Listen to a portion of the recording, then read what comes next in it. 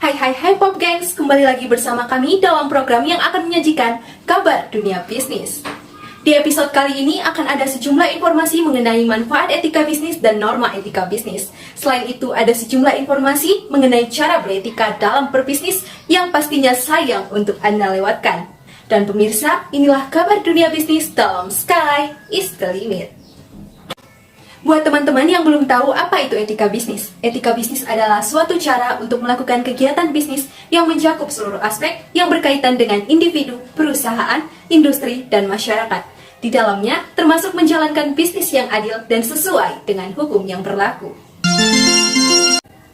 Ada beberapa etika yang perlu diperhatikan dalam bertemu dengan klien saat menjalankan bisnis. Yang pertama, menjaga penampilan. Menjaga penampilan saat bertemu dengan klien adalah hal yang sangat penting. Bagaimana orang bisa terpukau dengan kita jika pakaian kita saja masih berantakan. Jadi, segera pelajari cara berpakaian yang baik, karena itu juga akan berpengaruh terhadap kepercayaan diri kita.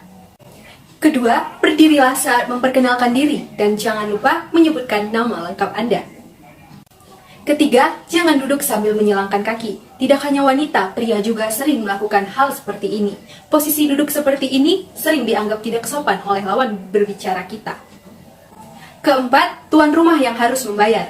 Jika Anda mengundang rekan bisnis Anda untuk makan di luar, maka Anda harus membayar tagihannya.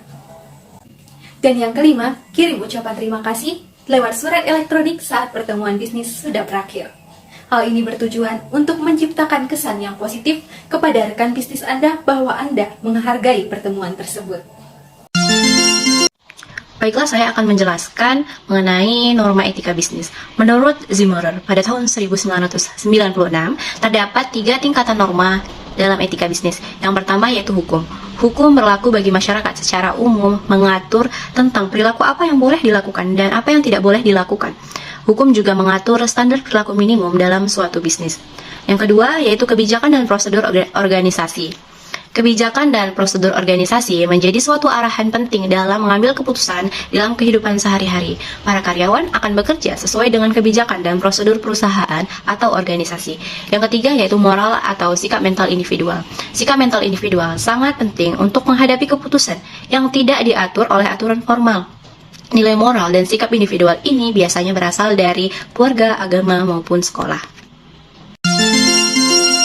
Baiklah, selanjutnya saya akan menjelaskan tentang aspek dan juga sudut pandang etika bisnis. Menurut Bertens, tahun 2000 terdapat 3 aspek dan sudut pandang dalam bisnis. Yang pertama, sudut pandang ekonomi. Bisnis adalah kegiatan ekonomi di mana terjadinya interaksi antara produsen atau perusahaan dengan pekerja, produsen dengan produsen di dalam sebuah organisasi. Kegiatan antar manusia ini bertujuan mencari keuntungan, maka dapat dikatakan menjadi kegiatan yang ekonomis. Pencarian keuntungan dalam bisnis tidak bersifat sepihak, tetapi dilakukan melalui interaksi yang melibatkan berbagai pihak atau stakeholder. Sudut pandang yang kedua adalah sudut pandang etika. Dalam bisnis, berorientasi pada profit adalah hal yang sangat wajar, tetapi jangan sampai keuntungan yang kita peroleh justru merugikan pihak lain. Semua yang kita lakukan harus menghormati kepentingan dan juga hak orang lain. Sudut pandang yang ketiga adalah sudut pandang hukum. Dalam praktik hukum, banyak masalah yang muncul dalam hubungan bisnis pada taraf nasional maupun pada taraf internasional. Seperti etika, hukum juga merupakan sudut pandang normatif karena menetapkan apa yang boleh kita lakukan dan apa yang tidak boleh kita lakukan dalam berbisnis. Adapun tanggung jawab sosial perusahaan yaitu yang pertama, tanggung jawab sosial kepada konsumen. Contohnya, kita ambil dari marketplace yang banyak atau sering digunakan di masyarakat yaitu Shopee. Pihak Shopee memberikan kompensasi berupa retro barang jika barang yang kita terima mengalami kerusakan atau mengalami ketidaksesuaian. Yang kedua yaitu tanggung jawab sosial kepada karyawan. Bentuk tanggung jawab sosial perusahaan kepada karyawan yaitu seperti memberi jaminan kesehatan, jaminan asuransi kesehatan dan juga tunjangan. Hal ini akan membuktikan bahwa perusahaan sangat menghargai kinerja para karyawannya. Juga yang ketiga yaitu tanggung jawab sosial kepada kreditor. Jika perusahaan mengalami masalah keuangan dan tidak bisa memenuhi kewajibannya, harus segera memberitahu kreditor, karena kreditor akan membantu memperpanjang jatuh tempo pembayaran serta memberi advies dalam mengatasi masalah keuangan perusahaan.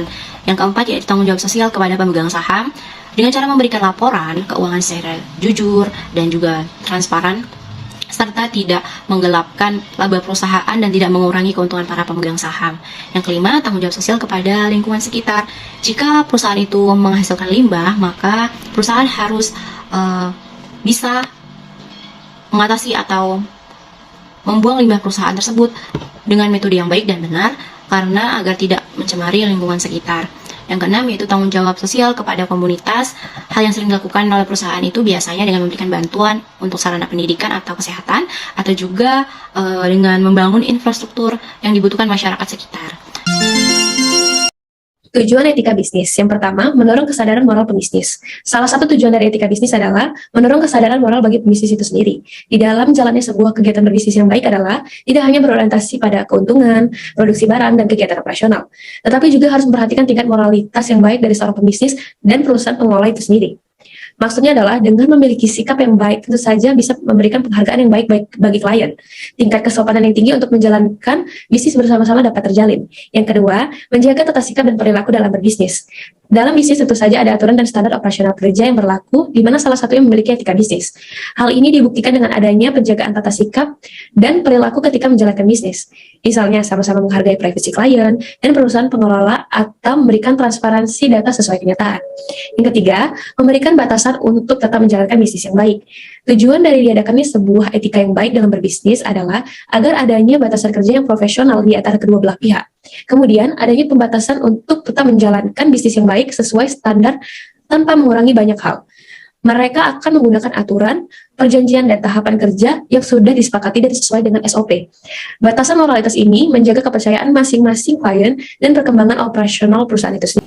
Informasi tadi sekaligus menutup perjumpaan kita. Saya Zahra Lumunganastion dan Saya Fania Sukardi dan saya Univina, pamit undur diri. Terima kasih.